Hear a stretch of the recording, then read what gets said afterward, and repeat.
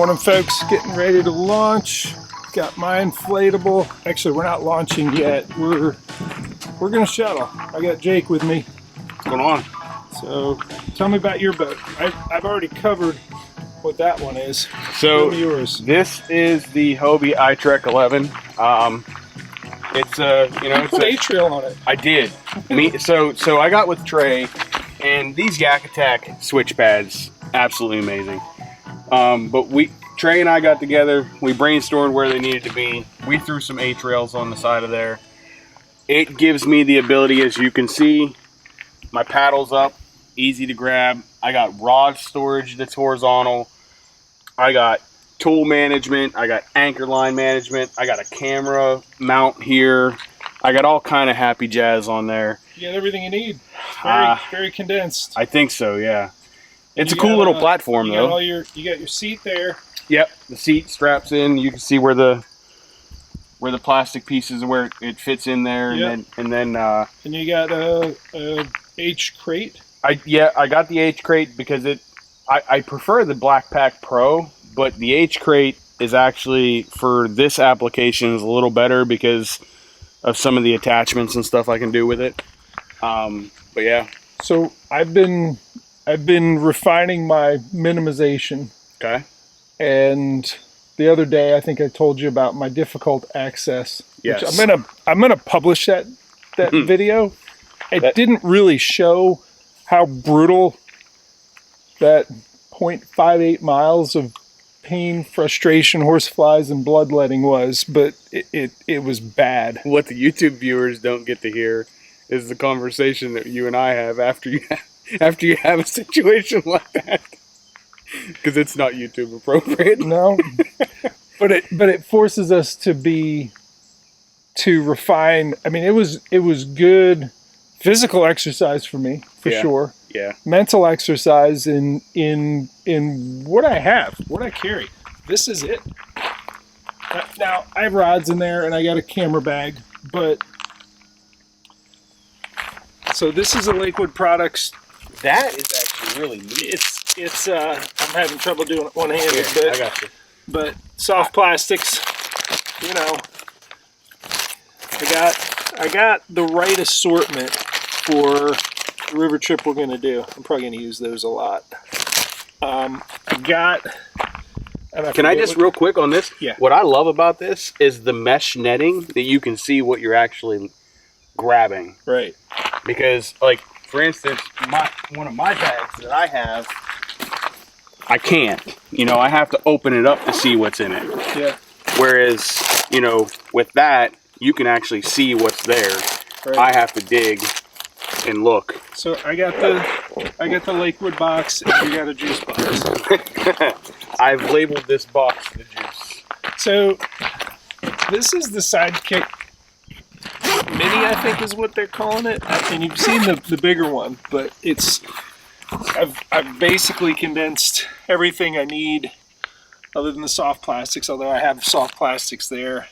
I actually emptied this out and put stuff in there because I've been... What's that? A little tackle crafting. Yeah, I did a bunch of these, which I'll get into. Oh, I'll put that back. You don't have to. You want to throw that, you can.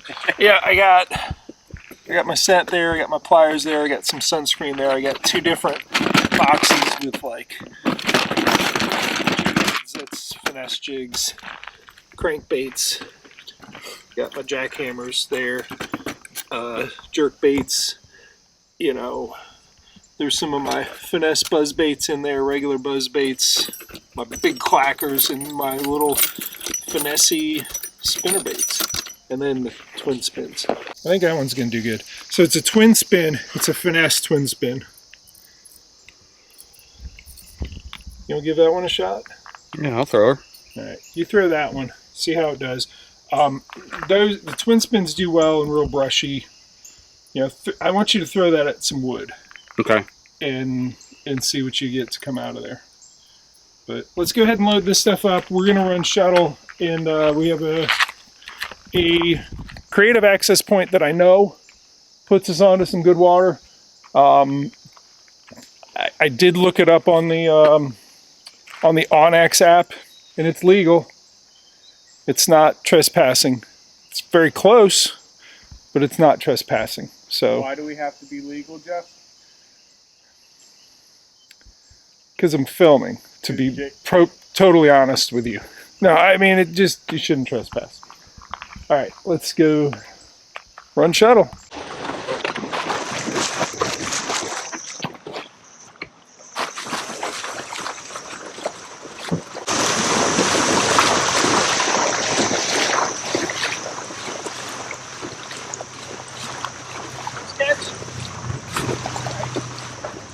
Had one right there underneath that log. You get it out after it.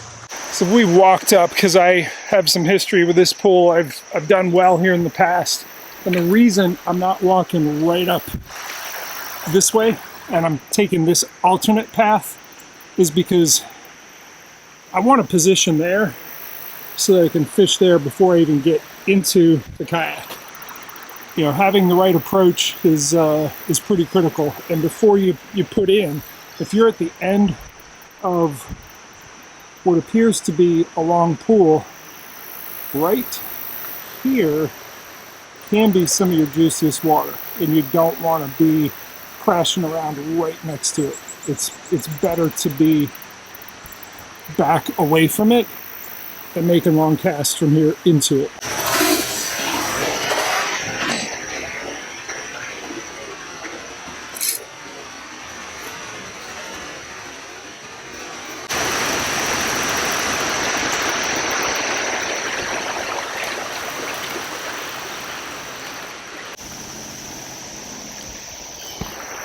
So I just fished this side. Jake's gonna hit this little one before we finish dragging up.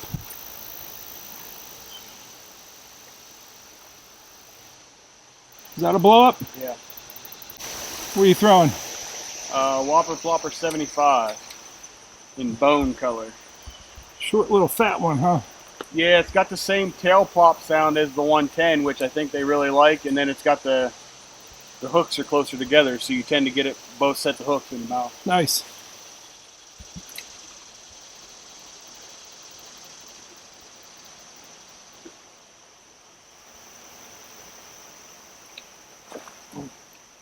That's a smallmouth.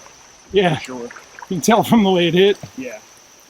Should be a lot of little ones, but there are a couple bigs around. Nice cast.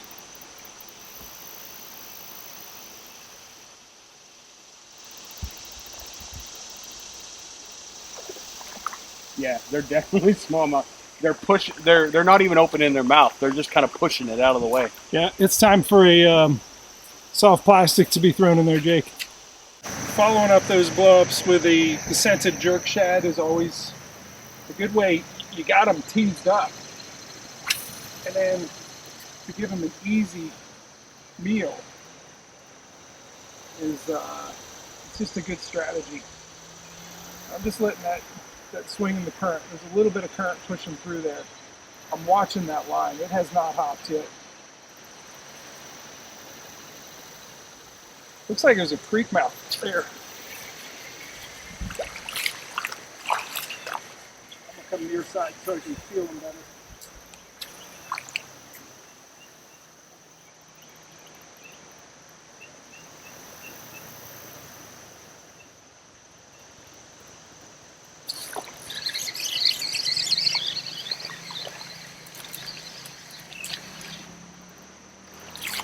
All right, that's the size class fish we got. We're gonna keep moving. I'm sorry, was that rude? Very condescending to that little You fish. know, at least I didn't do the dink drop. He just ran into your heel. All right, maybe one more cast. Just 'cause it's fun.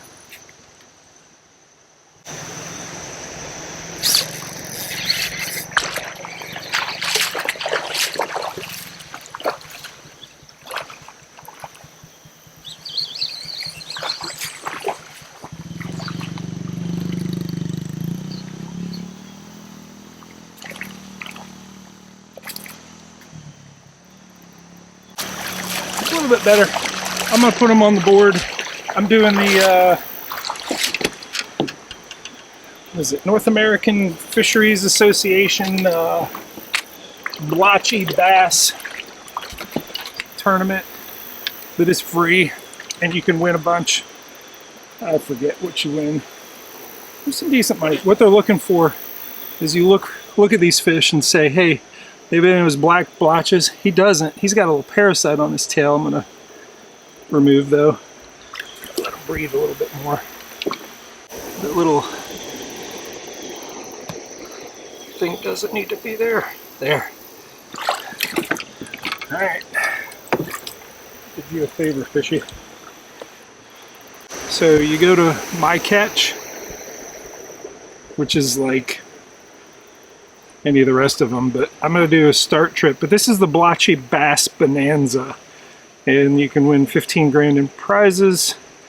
It's even up in Canada. I'm going to do a start trip. I'm going to add catch. I'm going to let him breathe one more time.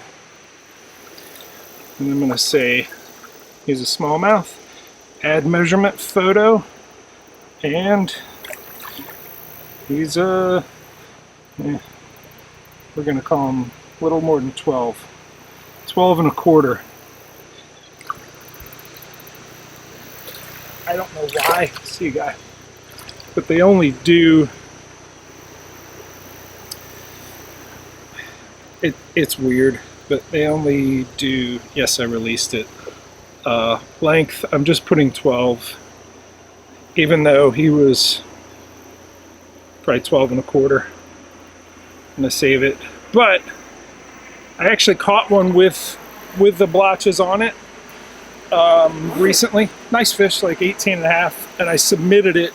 And that gives the biologists that are researching the black spots that you see on the bass, primarily in the winter we see them, but it gives them some photos to look at to really assess the prevalence. Like they'll know where I am, and they've known, like I think I've given them now fish from 3 different rivers to look at, and they know, hey, that one's healthy. If we find another one that has the blotches, then they'll look at it and say, okay, that one's not. I don't know what data they need, but I'm feeding them data, because that's really what the 15 grand in prizes is about. Is, hey, let's pay in the form of a tournament for people to send us photos of fish, and we know where they were caught and if they have this condition or not.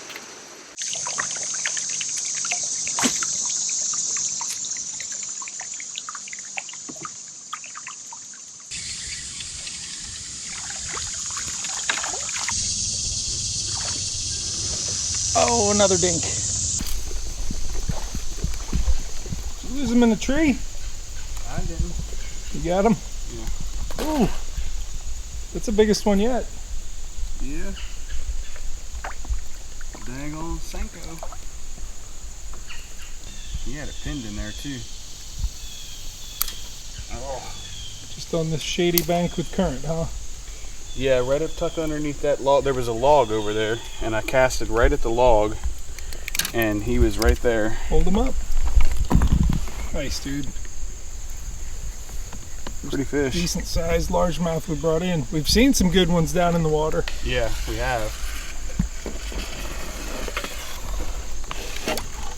There you go, buddy. That's an adult fish of some sort.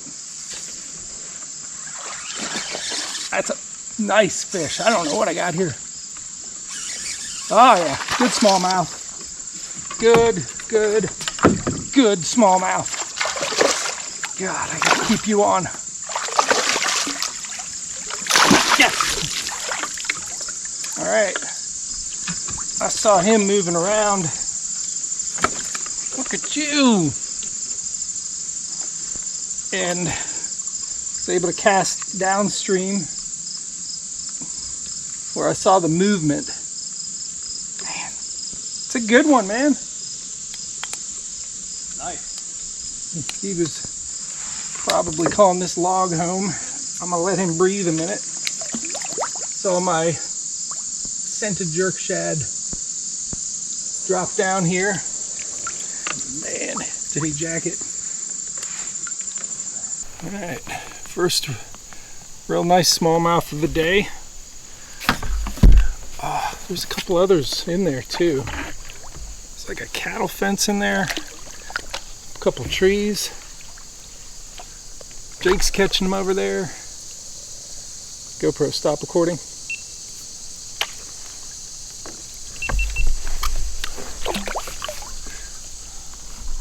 So I've been throwing the buzzbait and getting a couple here and there, but that scented jerk shad in that shiner color got this guy. I'm gonna take his picture for the tournament real quick and let him loose. So we're coming to the end. I got a riffle right up ahead. The end of a pool that was pretty productive. I mean, I got a 14, 17 and a half. Jake got that nice largemouth. And it falls under the category of connected water, like a long pool where those fish had a large hunting range. They could go anywhere they wanted. There was nothing pinching them off. Now this is a pinch off. You get some nice ledge structure here. I don't think they're getting down below what you're about to see and then back up again. It's just, I'm gonna rub maybe a little bit. But you know, this I think qualifies as the beginning of isolated water. You know, from there to whatever the next pool is. And I can see Jake down into the next pool. But that concept that I covered in, what was the video title? It took me 20 years to figure this out. That concept of, you know, long pools or short pools is a really simplified way of looking at it, but it's connected and isolated water. You know, I got a nice eddy right here. I'll throw a buzzbait in there. I don't expect there to be a big fish in it because it's not connected to anything. You know, my buzzbait is on, but just look back there. Looks like good water, right? Well, yes and no, because I'm coming down this ripple here, and they can't get down below or they can't get back up. Besides, I couldn't have made a cast on that anyways. I got my buzzbait all twisted up. But I don't think I missed anything. I think it's isolated water. And I think I have a mess. Oh, yeah. Oh, good jump. Good jump, smallmouth. You got a friend with you? Yeah. You probably deserve the net. I'm just swinging in. Some healthy water for sure. Get him on board. Let him breathe.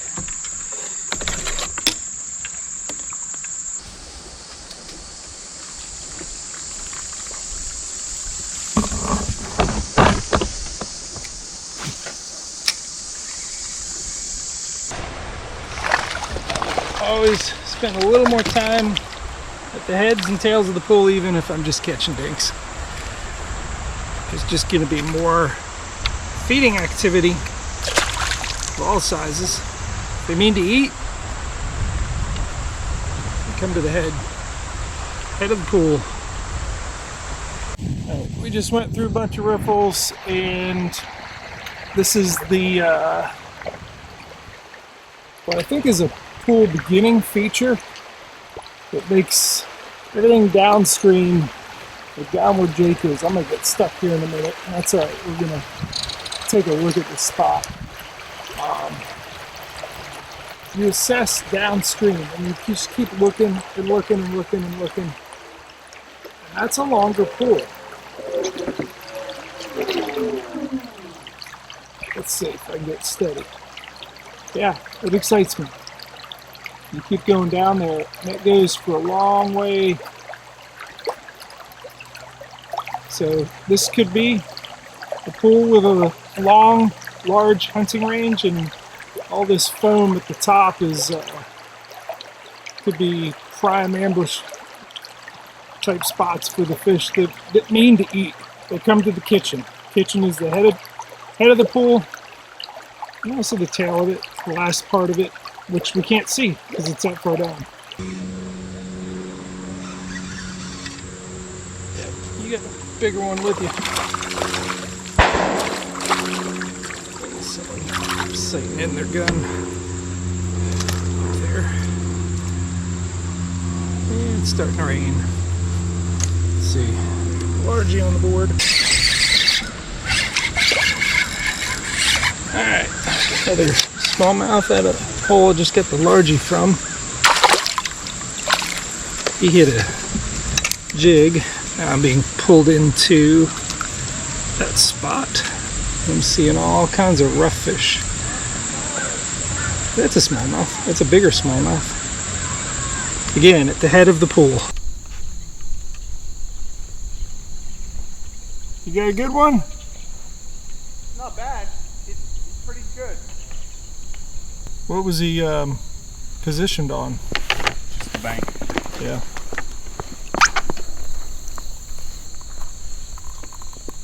Nice, man. Pretty little guy. Fat. He's eating good. Yep.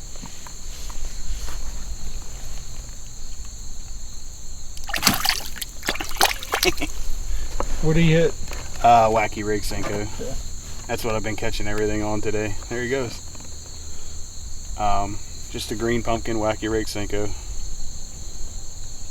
That one probably needs to be changed out, but What's the ring you got on there? that is a mustad ring, and it actually has a little loop, Yeah, I see the tab. little tab there, Yep. to help keep it the right direction. I bet they pay for themselves pretty quick. Yeah. Now these fish today have become, and I might have, these Senkos might be too thin, but they've become very Houdini-like because they've been taking the Senkos out from the ring. So it's like Tug of war. yeah, it's like they grab one end of it and just pull until it gives. So I got one decent one up there. We look down around the corner, and I mean, I don't know how far it goes around that bend, but it's, you know, a longer, yeah. continuous, unbroken pool. Well, this As bend low as it is, it's like, yeah. you know, that's your large hunting range. This bend down here has a couple logs on it, and I bet that side of the river is deep over there. If there's current, it'll be worthwhile. They need some current. Yeah. Well, the leaves are moving, so that gives us hope. There's current on that. Why don't you put something on that? Well, there's 38 logs over there, Jeff. Which that would you like me to cast? The closest that. Yes, that.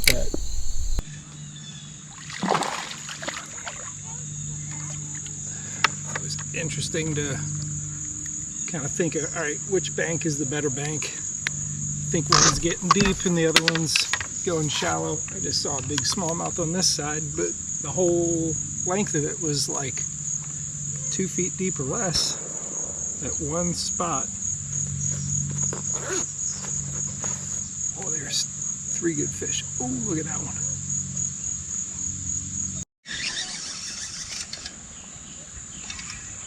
Oh, lots of them this size.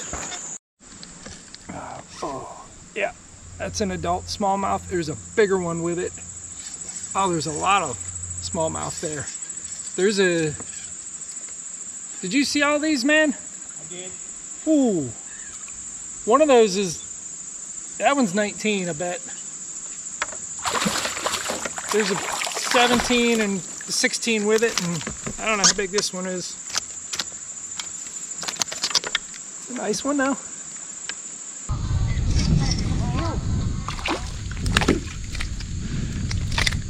Jake's over there turning his inappropriate playlist down because he's afraid that, you know, I'll get copyright infringement.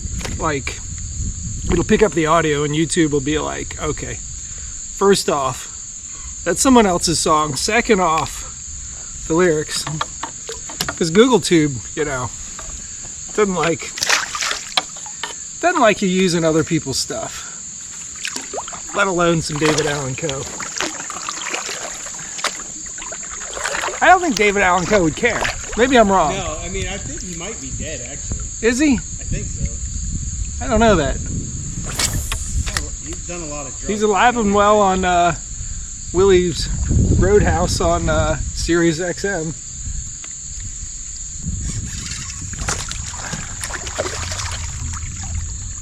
Get in there, Jake. I think there's a couple good ones right there.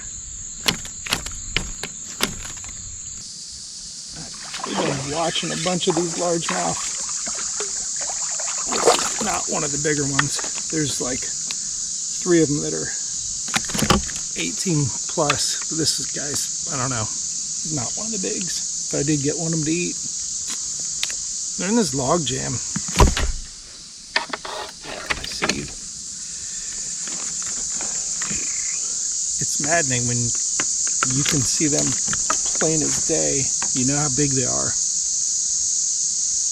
They can see you. Just sit there and look at you, saying, no, you're not going to catch me today. So there's a lot of fish on this log jam. Nice big largemouth in there too. I think there's probably 3 of them, between 3.5 and 4.25. There is one that I think is maybe approaching 5, but I've been sitting here and they're swimming around underneath me, and I'm just trying to. I actually broke off in there. I didn't want to go in after it, and I tied on something different. I got a shaky head worm. I not want to get it.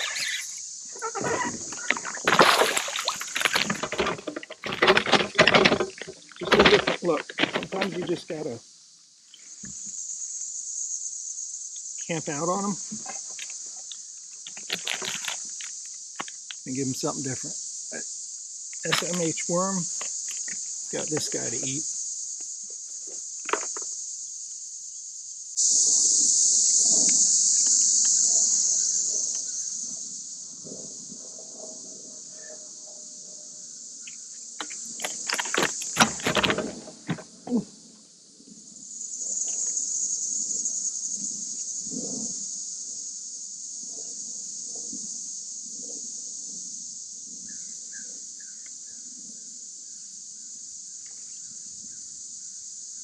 Gotcha. Okay. Back you go.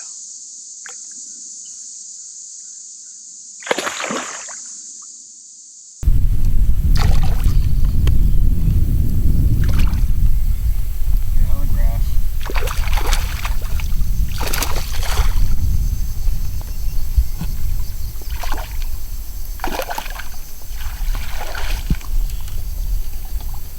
Freaking monster, man. Huge, huge.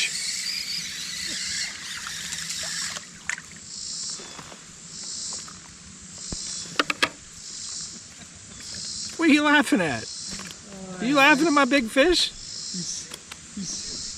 I can't say it until you're done recording. You can't say it till I'm done recording. Why do you have to say such things that you can't say with the camera rolling? Why? Why, Jake? GoPro, stop recording.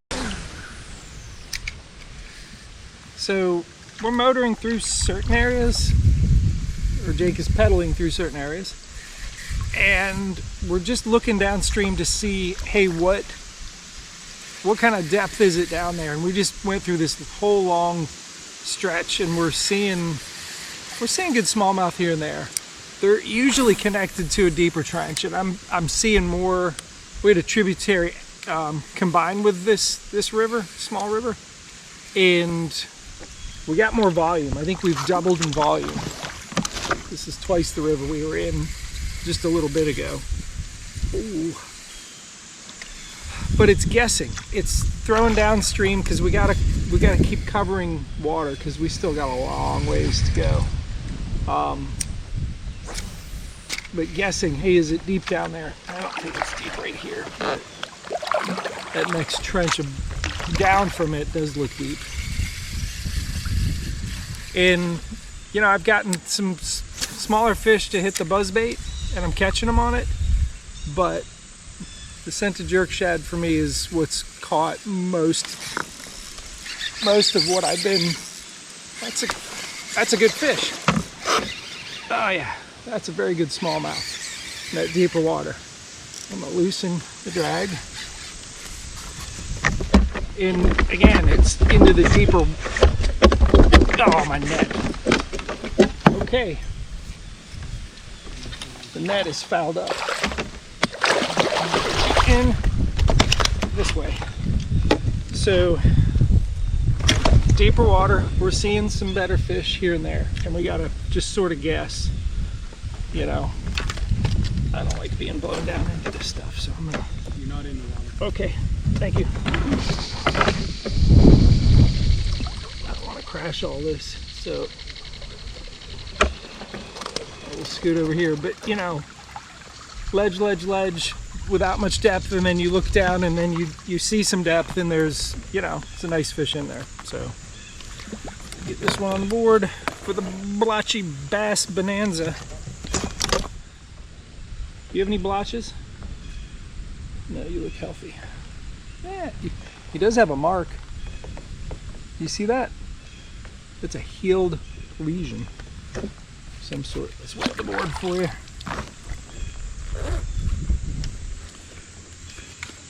But yeah, the scented jerk shad is pretty much what's been working for me.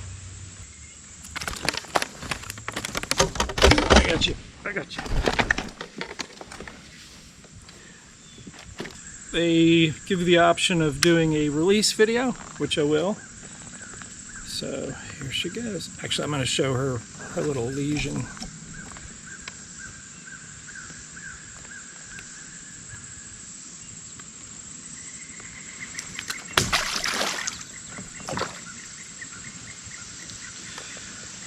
All right.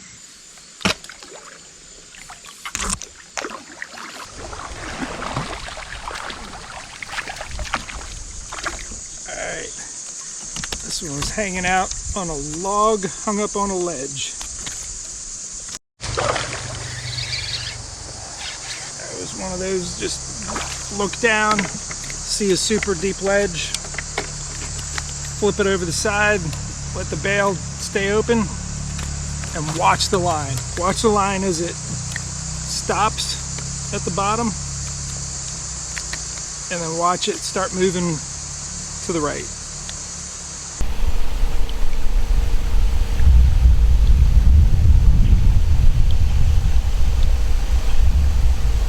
So what we're doing, how we're catching it, you're throwing a wacky rig Senko, correct, which I think naturally has a better hookup percentage than the lightly weighted fluke. There goes one. He ain't gonna eat. What I wanted to talk about though was a critical skill that I did a video on in and of itself. And I think I called it "Why You Suck at Finesse Fishing," or if you only power fish, you see a big one. I see them too.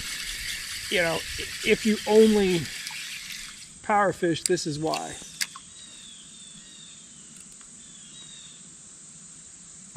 He just did a U-turn and left us. Eat straight. That's fine. Well, he was going along with us, and he's like, "Nah, I'm not going to go where you guys are going." So the critical skill in doing what we're doing, which we're casting downstream, we're gliding downstream, there's always slack, a little bit of slack in the line that you got to manage. And what you don't want to do, this is what you don't want to do. You have slack, and you're like, oh, I need to have taut line to be able to feel the bite. Okay, there, I made taut line. What mistake did you see that I just made? You moved the bait. I moved the bait, yeah. That is part of it. But say it was in a fish's mouth. Pulled it out. I at least tugged on his lip a little bit. And he said, no, I'm out. I don't want that. The critical skill in finesse fishing, especially with something weightless, or nearly weightless. This is a 1/10 ounce Seaman finesse bullets.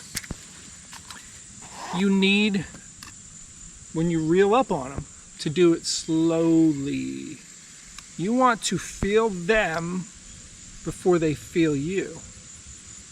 And I'm just trying to gather my slack as I move towards it and let it sit in one spot. So I'm coming up on it slow, and I still think it's sitting. I'm also watching that line to see, are you moving left or right? And I'm coming up on it pretty quick, or pretty close, and I'm like, all right, that one's done. Time for the next one. So coming up on the bait slowly so that you feel them before they feel you, that's critical. Like, that is something that is common. Everyone who's good at finesse, whether they're good at with a finesse jig or a Senko or, you know, a weightless fluke or a lightly weighted fluke or anything, they come up on the bait slowly so they can feel the fish before the fish feels them. Does that make sense? Makes sense. And I think a lot of times you think you're doing that, and what you're really doing is you've given them some, there's one. So I feel him. He's moving with it. Yeah, you give them some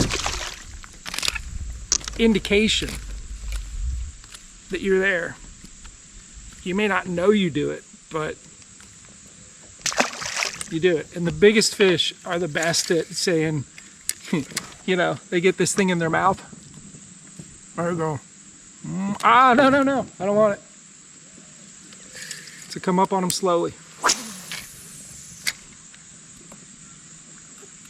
I just put the bait in my mouth. Did you see that? I did. Yep. I also watched a fish busting over here.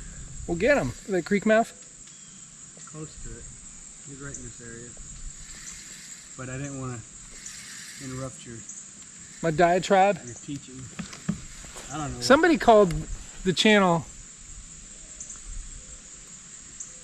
the most demagogic channel on YouTube or something like. I'm like, I had to look that one up. Like, I had to look that up.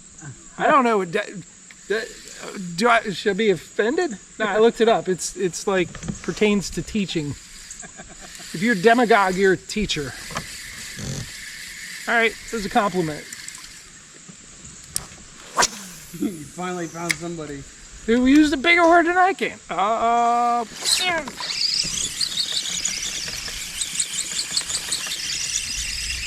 Stay in the dink.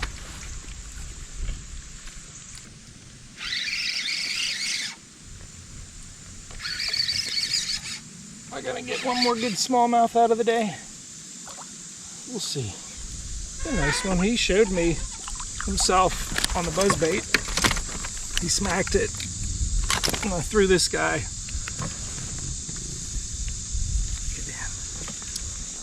Got all scratched up on that log he tried to dive under. I'm gonna take a picture. I'll let you breathe first.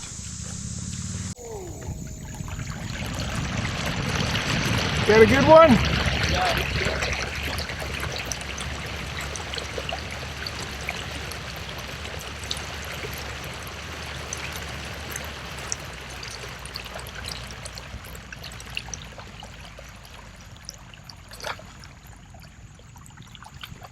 Nice, Jake. Nice going. What'd he hit? Gosh, what is this thing called? It's a Z-Man Hula Sticks. Okay. And it's in TRD, or I'm sorry, it's in PB&J color. All right. Is that your big for the day? It's my big for the smallmouth side, yeah. I'm guessing probably about 17. Look at that mark. See that? Yeah, I think that's a bird, right? I don't know. Because it's got one there and one there. Yeah. It's an injury of some sort.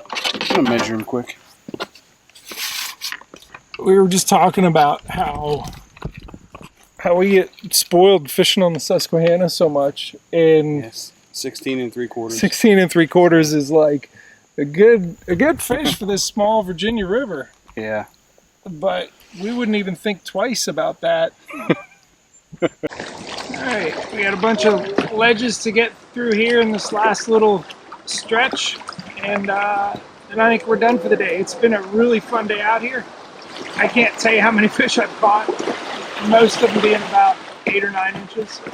But saw a couple good ones for sure.